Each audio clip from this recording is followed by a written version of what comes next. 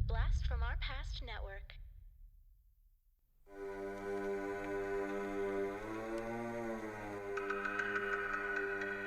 Welcome to Podcasting After Dark presents Interviews After Dark with your hosts, Corey Stevenson and Zach Schaefer. Tonight's interview is with the creator and director of The Life and Slimes of Dukey Flyswatter and Haunted Garage, director Kevin Vonesper.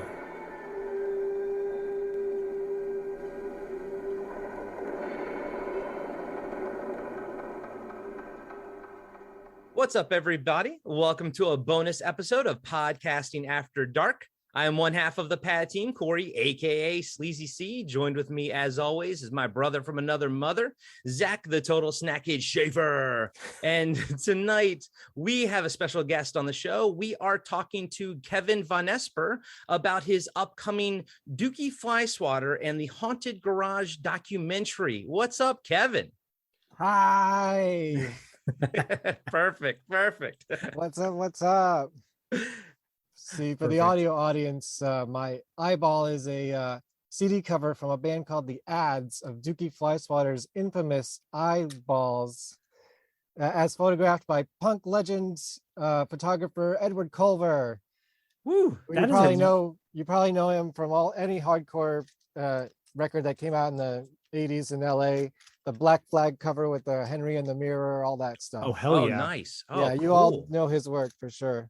Okay. Is the image that Kevin just held up? And by the way, yeah, thank you, Kevin, for joining us. It's so badass to have you on our show. Thank you for having me. The image, is that Dukey's face or whose face? This is Dukey Flyswatter's eyeball. And is there a mask, or is that like his eye getting stretched out? That is really his face. Oh my gosh. And that's why Haunted Garage and Dukey Flyswatter is so unique, because you never know what you're going to get. It might be something real, like a rat trap on his real crazy looking eye bags, or, some fake characters jumping into the audience. You never know. Amazing. Well, you know, that brings up a good point. For those of us who are uninitiated to the world of Dukey Flyswatter, can you give us a backstory on him? You know, the Haunted Garage, his film career, his music career, the whole 9 yards. Well, why should we all be excited for this documentary? Well, if you're listening to this podcast, you probably have seen Dukey Flyswatter before, and you may just not have realized it yet, but we're going to find out where you saw him tonight, and your mind's going to be blown with all the connections.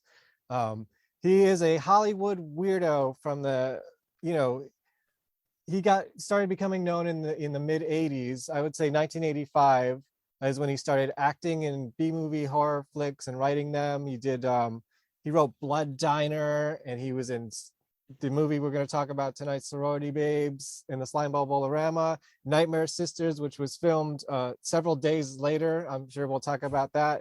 Hollywood Chainsaw Hookers, Surf Nazis Must Die, all these crazy movies that you loved in the video store retro VHS era. Yeah, he was involved in that. And not only that, it was very closely intertwined with his band, Haunted Garage, which started in 1985 just as a garage kind of bluesy band who played bad movie themes from bad movies, like The Green Slime, or Mothra, or The Blob, which was actually written by Burt Bacharach, like really schlocky stuff.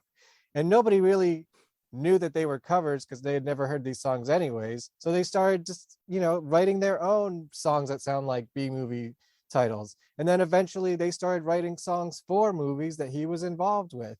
And in my archiving of old material, I found songs he wrote for Surf Nazis Must Die that was never used, but also the soundtrack for Nightmare Sisters, which was used. Haunted Garage did the whole soundtrack for that movie.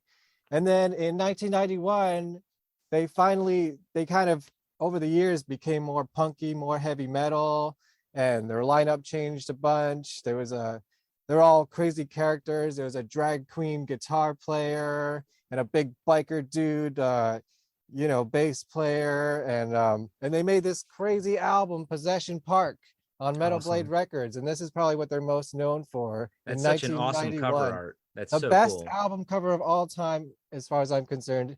If you can't if you're just listening, you've got to look up this album cover, Possession Park. It's by Alan Forbes Jr., which I didn't know until I started exploring him. Has done art for every band out there, like Flyer R, Album R. He did the AFI covers for like The Art of Drowning. That's like, cool. Something that I was listening to as a kid that I had no idea. Faces in the Flames. I mean, how cool is that?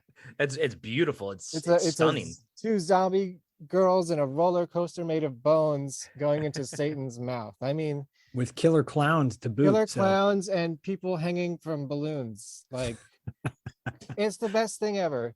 And this cover really represents what the band was an amalgamation of crazy B horror energy. Like they would, they're very closely associated with Gwar, let's say, right? Yeah. And I'm sure most of your audience is going to be more familiar with Gwar because, they're on their 16th album or whatever this year.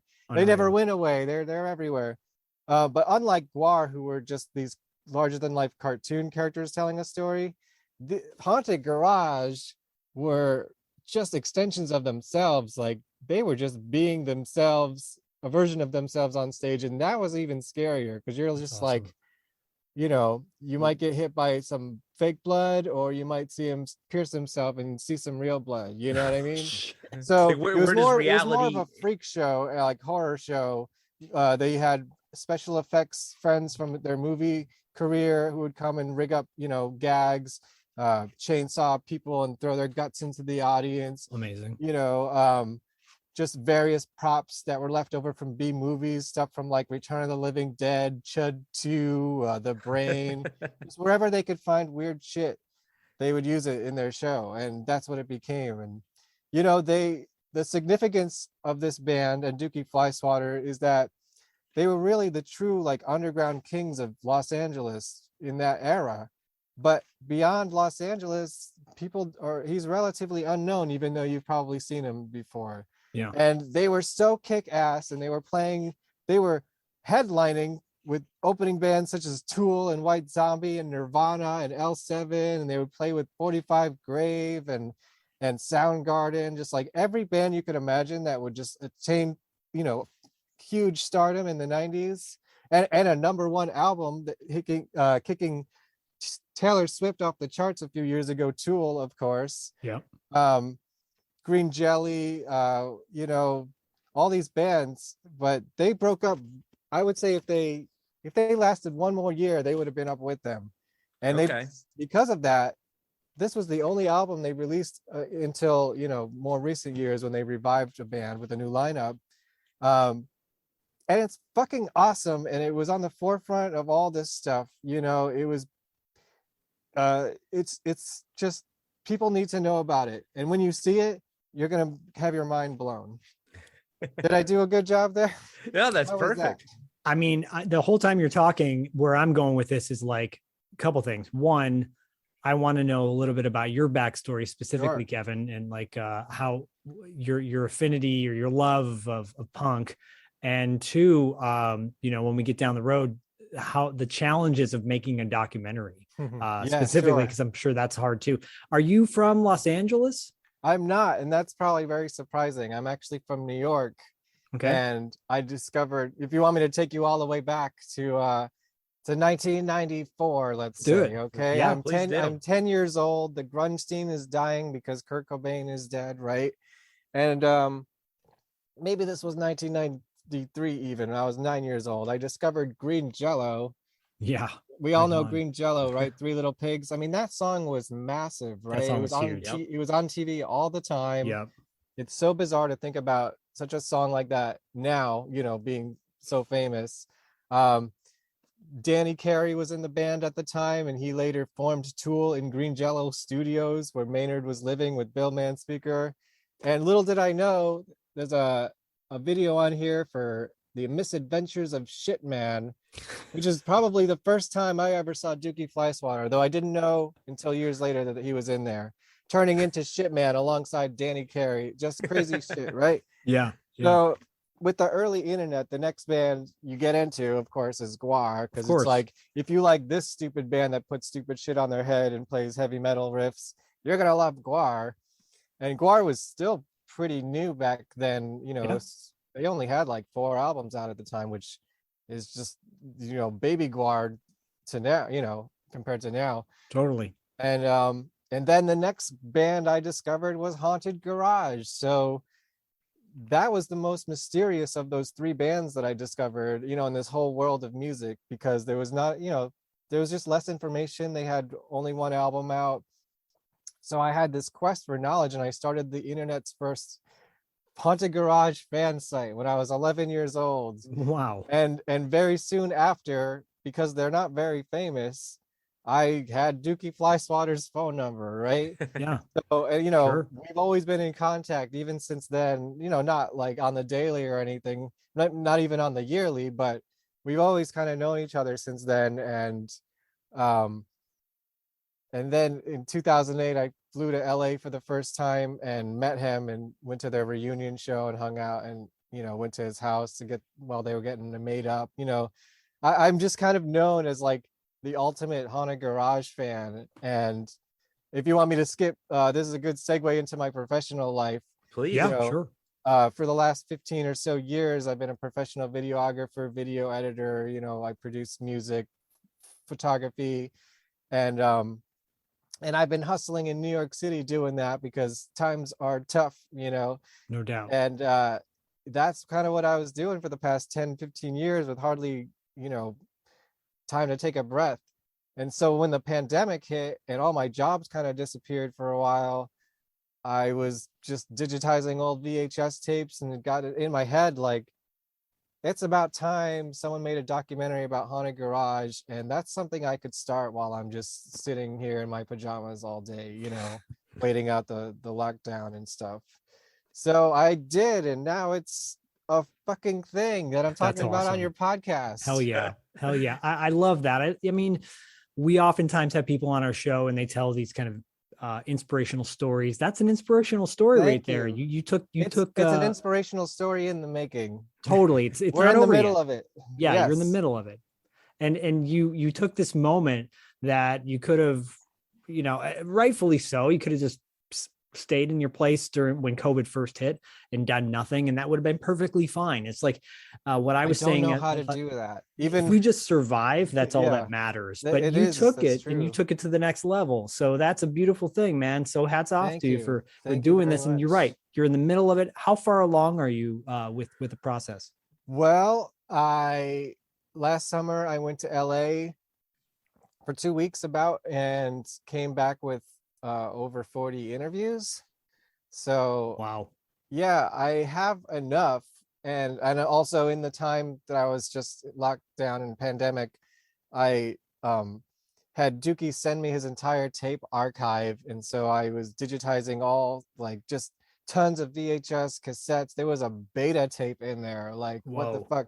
All the way going back to 1985. That's And quality. it was just like a gold mine. Like, I thought the 5 Haunted Garage tapes I'd collected over the past 30 years was like a good start and probably about as much as I'm gonna get, but oh no, there's so much more, and I'm still getting stuff as we speak. We found a lost college film he made from, I'm guessing, the 70s, Oh shit. unknown copy on 8mm, Whoa. just like crazy shit that nobody's thought to look for. And that's part of my process here, is like just preserving the archive and story of this really extraordinary band that everyone needs to know about. That's And awesome. how early in the process did you bring Oh him yeah, the into process, right? it? Like of Um, making? Did you contact him like right away, or just he- kind of figure out an outline first? No, well, he was definitely the first person I messaged or called and was just like, "Hey, I'm thinking about like making a documentary about your life. You're into that, Like, if I didn't have his approval, it would be dead on arrival." Of course. Yeah. So once I had his approval, I just started cold messaging everybody, sort of how I met you, being like, and, I already had a lot of these contacts from over the years. People knew who I was, either, just digitally or just, I was also a member of Green Jelly and the Chicken Heads and stuff like that. So I'm in that circle of weird costume band people. And people just happen to want to talk about Haunted Garage because that's so crazy. Someone's going to even think about making a documentary about this stuff. That's awesome. So yeah, I have a lot, I've made the trailer and I started the Indiegogo, which we'll talk about. Yep. So I'm in the middle of fundraising. I have all the footage that I've already filmed, like organized and like ready to start editing, but I need at least a few more key interviews, and then several others that hopefully will, just be more, fun to add to the story. Lloyd Kaufman, I'm supposed to talk to soon. Very cool. I was supposed to talk to him a couple of weeks ago, but he got COVID Oh the no. day before I was supposed to go see him. Because he's in New York where I am, so I can just drive to the city and do that. Several of the band members that don't live on either coast, they are willing to do it, but I just haven't had a chance to because they're in, like Utah and shit like that. So yeah, there's a few things that need to be done, and then it's really just finding licensing lots of movie clips and just boring paperwork stuff that I'm not really prepared for because I'm an artist and lawyers are expensive. So shit like that, really all the creative stuff is done already. I just need to finish it, Need that extra and I'm going to push. do it right because I'm so passionate about this. Like if it's going to take me years, it's going to take me years, Yeah. And so with the Indiegogo campaign, what can people expect as like rewards if they sign up for it? Do you have multiple tiers on there that people can help out and donate to? Tons of stuff. Most recently we got stickers. Oh hell So yeah. for $5, I'll get you 5 stickers. And I can't believe it. I can't believe I'm saying this, but not one person has taken me up on that yet. $5. Five Come on. stickers. I love stickers. That's just like Yeah. a badge of honor, put them on your nipples or whatever. Do whatever you want with them. You do Dukey Flyswatter. Though that's like the easiest one. There's just like $15 tip, buy me a cup of coffee. $25, get your name in the credits. That's as a thank you. That's the most popular so far. Yeah. There's a print from 1992 that so the photographer's favorite photo of Dukey being birthed onto stage. You got to see it to believe it. It's just this gag they used to do where he would there's this table with 2 legs sticking up that they made, and he would like come out from under the table from underneath it, and there's the whole umbilical cord. I don't know, it's amazing. Nuts. That's yeah fantastic. And then what I think is the most exciting is there's different packs of demos recordings, which is just long lost Haunted Garage recordings, songs that nobody's ever heard of before, second album demos, stuff going back to 1985. Wow. The soundtrack from Nightmare Sisters, the song they did from the Cyclone movie by Fred Olen Ray. If you ever seen it, they're like the band in the club. Yeah. Just like, oh my God, songs they wrote for Surf Nazis Must Die that never got used, a song they wrote for Star Slammers that never got used. Just amazing stuff. So there's that. There's of course, associate and executive credits for those with the deep pockets. I'm still waiting for all those. I know your audience got some deep pockets in it, so I'm expecting a big bump after this podcast. Sure do. That's right. Just like a broad range of stuff. Oh, most recently I added a sponsorship tier. So you want to get your logo in the front of the movie as a sponsor, that is now being offered. Nice. All sorts of stuff, not many physical products, just because that stuff costs money to make, and I'm trying to make money. I'm trying to make something out of nothing here. Yeah. But like maybe in the future, I'm talking to some, artists that have been involved with the band, and maybe they're going to contribute some things. So very cool. Keep posted. There's more to come. Well, what's Very cool about cool. this is it is an underground thing, and it's not not mainstream, not like well known by the masses. Right. But what's badass about it is that you're bringing it to the masses. Exactly. Although we are a cult podcast, I think we have a pretty strong following across the board, from mainstream to cult and everything in between. And his story, your story, the whole story. And we know a good documentary doesn't just tell the story about the person it's profiling. You kind of get a glimpse into like the whole thing, like what's going on and how that's why it's hard and Haunted Garage, because their story is important too. Absolutely. And I think these stories of like, man, why did I never heard of this, and why didn't I hear about this, and That's I want to know exactly about who it. this is for. That's popular. People want to know about stuff that, like, I think most people, even mainstream audiences, know about Gwar, like you said. Exactly, right. But they were on Fox News, like. Yeah, exactly. I remember seeing them at Slim's in San Francisco back great. in the day, and just like They're still great. Go see them on tour. Their new album's coming out this year in like 2 months or something like that. Yeah, this is important. It's important to get this story out. The same awesome Gwar they always been, and I'm always going to be a hardcore supporter. If you look over here, that's my Gwar cave. It's all just filled with Gwar toys and CDs and movies. Right on. But somebody already made that documentary. It's in the film festivals already. So, here's yours. I'll take the Haunted Garage. It's the better story anyways, because you, like you said, the people don't know about it, and once you know about it, it's going to blow your mind. It's the Tiger King of Shudder. There you go. Sell it. People are like, why are you going to make a documentary about someone that nobody's heard of? That's exactly why I'm making this documentary. That's the perfect reason. You never heard reason of the Tiger King until you watched 6 hours of that shit. And you wouldn't have cared about him if you never heard about him. And then you did, and you're like, I want more. Oh yeah. So, let's do part 2, or let's sell this as a series. There's enough stuff. Yeah, you have enough footage there, I'm sure. Oh yeah. If I gave everybody a minute and a half, this would already be like a 90-minute movie. Who would you, if you were going to cast Dukey? Boy. Who would you cast as Dukey in a TV series? Holy shit!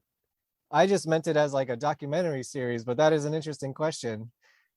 I don't know. I'm gonna have to think about that one. Think about it. Because nobody looks like Dukey Flyswatter. You'd have to find somebody and put him in some great facial prosthetics, because that dude has a very unique face.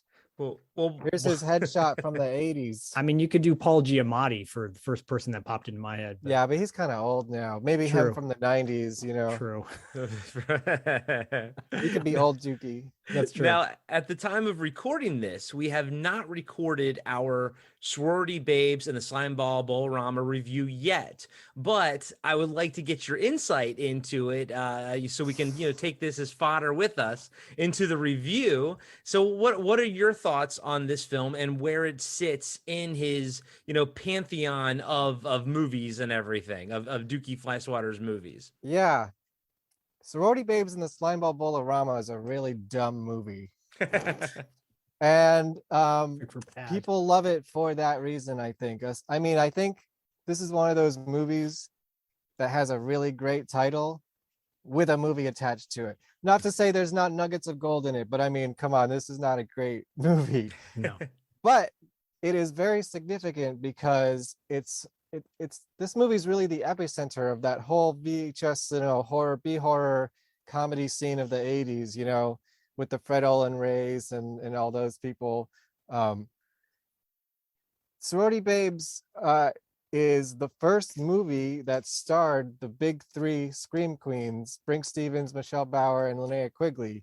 And the only other movie they did together in that era is, where's my props? Nightmare Sisters, Yes. which was literally filmed about 3 or something days after this. It was like definitely within the same month, and they're very closely associated. It's the same director.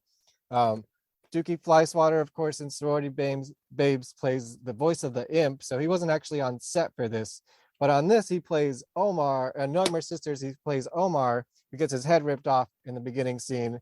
And also Haunted Garage does the awesome soundtrack, including the awesome title song, Sorority Sisters Succubus, available to the public for the first time ever on my Indie Gorgor campaign. And yeah, let's see, Sorority Babes. It's an okay movie. The big 3, David Dakota, Amal, which I think was underutilized. Those are my general thoughts on it. I also always thought it had a fantastic poster to it as well. Oh yeah. I mean, I think the poster, like, as you can tell, was probably made before the movie was made. Totally. Yeah. None of these people look like anyone in the movie, really. The only thing I think they got right was Linnea's outfit, but yeah, it's definitely not Linnea Quigley on the cover. Right. No, not at all. So, that's just the beauty of those kind of movies back in the day, like a great artwork, great title, something to get you to rent it in the video store because it was that era, and a little bit of TNA, just stupid monsters. Like, it's not taking itself too seriously, but before the era where they were self-referencing how they are not taking themselves too seriously. Yeah. It's a very golden era nugget, from the late 80s horror scene, B horror scene. It's kind of like the ultimate 80s B horror movie, really. Yeah, and I think we're all it checks all the boxes, sort of within the same, age range, probably within about 8 years or so. So we all kind of grew up in that era, and it is fun to see just that the height of like that B movie slasher scream queen type of thing, having fun with it, the zaniness of it all. It's totally a comedy movie. It's not really a horror movie, although you'll find it in the horror section back when there were video stores. Yeah, Captain Video was my local video store. Nice. It's a comedy, and you need to know that going in, because otherwise you're going to be really disappointed. It's not scary at all. No, you'll be titillated. It's a lot of fun. It's a lot of fun. It's wacky. A lot of fun. Yeah, it's a wacky. But it's not amazing. It's okay. It's Hollywood Chainsaw Hookers, I think, which is like, I would say, the third in the holy grail of the Scream Queen, horror movies. That really lives up. Like, every second of that is entertaining. Sorority Babes is a little slow at parts, especially depending on which version you're watching, because up until the newer, I don't know when this came out, but it's the newer Blu-ray, right? Yeah. Up until then, every transfer was missing a reel of music on one of the last reels, the one with the fight scene. So it's like, how do you have a seventh act fight scene with no music behind it? It's just this error that they never corrected until recently. So yeah, definitely watch the Blu-ray. It's a wonderful 2K transfer. That's what we're using to review the movie with. Zach and I both have a copy of it, and it looks great too. I gotta admit. So just before we did this discussion, I actually just watched it. So I think it's a lot of fun, and I can't wait to talk about it with Zach and break it down. Yeah, and I have some specific notes if you want me to jump into some of those. Sure. Absolutely. Well, let's see that it played on 42nd Street, so that's pretty cool. Nice. It was written in 10 days. It shows. Had that great intro music, Here in the Darkness, by Greg Shore, who I have no idea who the fuck that is, but it's pretty banging.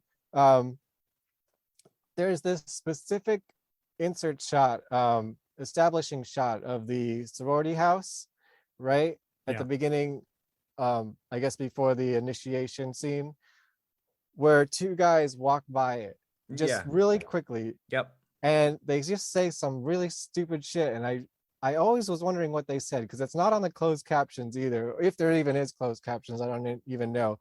But I definitely rewound it like 8 times this time to clearly write out what this guy is saying. And it's definitely Dukey Flyswatter's voice. He was probably just added that in during the ADR sessions for the imp voice. And he says, "So I got out the peanut butter, pulled out my John Thomas, and did the deed." And then it just cuts right to the girls, and you're just like, what? It's like subliminal. Like, nobody's ever heard this before and thought to go check what that is. But that's definitely Dukey's voice. I'm wondering why there's only 5 people in this sorority. Where are the other girls? And why are there only 2 people being initiated? Like, that's a really sad sorority. They need some friends. It's a very niche sorority. For sure. I think this was Andreas Jones' first movie. He was like 18 years old. Of course, he's probably more famous for being in the Nightmare on Elm Street movies later on. He gives me some definite Rivers Cuomo vibes in this. Oh yeah, nice. Right? You got to note the shower scene, of course. Yeah. When I interviewed Brink Stevens and Michelle Bauer, they said they were definitely the cleanest actresses out there, because every time you see them, they're bathing or showering for 10 minutes at a time. Specifically in what I call this, the sister movie, Nightmare Sisters, where they do it for about 10 minutes in a bathtub, all 3 of them, to the most zany haunted garage song you've ever heard, Yumpin' Yiminy Suck on My Chimney. No amazing song in the Sorority Babes shower scene, but it's still noteworthy for how clean these girls are. Buck Flowers, the janitor guy, like, of course, he's classic. He's like from John Carpenter movies, and he really held a lot of the humor in this movie. Especially, I've been quoting this forever. I hope I don't get your podcast in any trouble repeating this line, but when the door shuts and he's trying to open it, says, "God damn, this door's shut. Oh my God, I gotta get it right. It's tighter than a nun's cunt." And I just always remembered that because it's just so classic and weird. I love Linnea Quigley when she says fuck. I think she had some I think she was kind of shy of saying profanity, even though she was always naked. She didn't really want to curse on film too much. Yeah. So when she says it, it's like really emphasized, and I love that. Gutterhead, that's like a great line. Crispy Critters, another great line. And then, oh yeah, these directors, they always put little jokes in the credits. I don't know if you ever pay attention to the credits on these movies. In Nightmare Sisters, it was that you could rent Dukey Flyswatter's head, and they actually gave the number to their office. That's hilarious. Which actually is blurred out on the Blu-ray, I believe, but that's what it was. And in this one, I noticed the wardrobe supervisor is Wilma Rubble. So very good. One last joke in the movie for you guys who pay attention to the credits. That's my niece, actually. No, I'm kidding. We'll get her on the podcast. Yeah, damn it. No, we want you on the podcast instead. She's a train wreck. Yeah. What I love about this is you prefaced all this by saying it's a dumb movie. It's ridiculous. Real dumb. But talk about like just some of the highlights you pointed out just now. It's going to be a fun ride for Corey and I when we break it down, and sometimes the dumber is the better. So sure, we have fun with it. Yeah, for we'll sure. have fun with it for sure. Yeah, you got to go in knowing that for sure.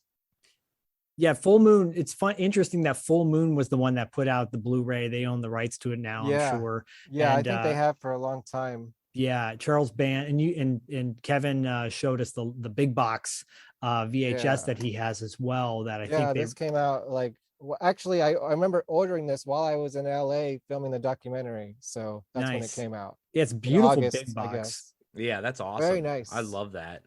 Yes, very cool artwork. Charles Band's always been good with knowing how to market. They actually look like the characters in this. Yeah, one. for one. Yeah. Yep. And that little ghoulie on the top is DVD. It's not very interesting to look at. What I love though is you have a love of VHS and old school stuff. I have to clarify that although I think it's cool that people are celebrating VHS so much as they are now, I'm not really a VHS collector. I just was collecting these movies when the only way you could get them was on VHS. Right. So these are legit bought in the 90s, before they were on Blu-ray, before they were on DVD. So they're actual vintage. They're yours. Like, come on, this is like definitely an old rental copy. Oh, that's great. Stuff like that. It's amazing. The Hollywood Chainsaw Hookers. In that awesome plastic rental case, where they took the slip cover and put it in there. And it's very cool. I'm really glad that I have this, but it's not because I was collecting it so much as that's the only way you could see these movies back then. Yeah. Yeah. And now I just happen to have every edition of them, which is great because it gave me something cool to collect over the years. Dukey Flyswatter stuff. If you really get into it, there's always going to be new releases of his movies because he's in so many of the classic 80s VHS era horror movies. Well, and it's almost like they're making such a comeback nowadays. I mean, many people are into the nostalgia of the 80s and everything. And even putting them back out on VHS. I know they're actually making new VHSs. Like, it's insane. So it's a perfect time for this documentary to come out, celebrating not just Dukey Flyswatter, but just that era, celebrating the whole scene that was that late 80s, just awesome Scream Queen scene, that awesome horror movie scene, like you said, horror comedy stuff and everything. This is the And punk perfect rock, time you know? for resurgence of Dukey Flyswatter. Thank you. You couldn't have said it. I couldn't have said it better myself. And all those characters are in the movie. You know, there's going to be Lloyd Kaufman. We just got Fred Olin Ray. Still looking for David Dakota, but Brink Stevens, Michelle Bauer, of course, Dukey Flyswatter, members of Guar, Green Jelly, the Dwarves, the Adolescents, you know, Bill Moseley, legendary photographer Edward Culver, just like all sorts of characters, besides just the direct band members and you know, people like that. And I'll have all the links in the show notes to this episode, but for people who are just listening and everything, where can they find the Indiegogo? Where your website, all that kind of stuff? Let them know where they can find you, where they can support you, social media, and all that kind of stuff. Sure. The easiest place to find me is dukeydoc.com, DUKEYDOC.com, spelled like that and not like the Green Day album. And the same on Instagram, where I hang out most, Twitter, which I really just go to post announcements and get the hell out of it as quickly as possible.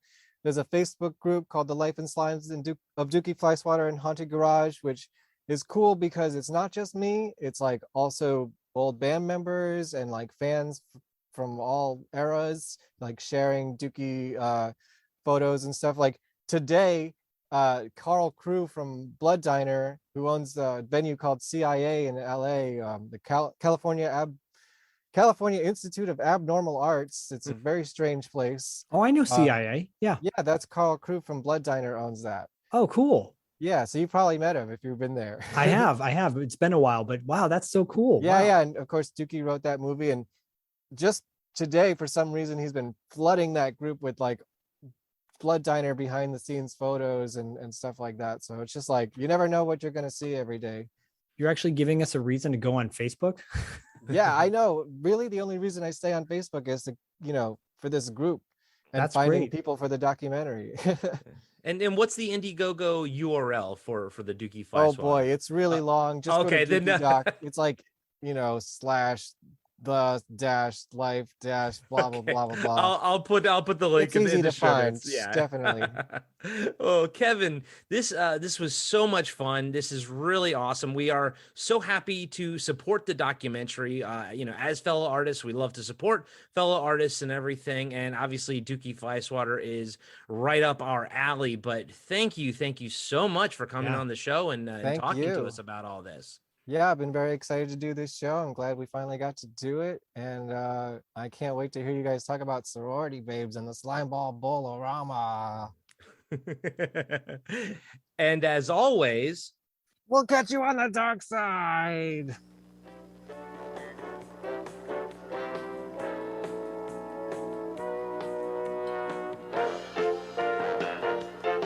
Thank you for listening to Podcasting After Dark's exclusive interview series with Kevin Von Esper. And, as always, thank you for your support.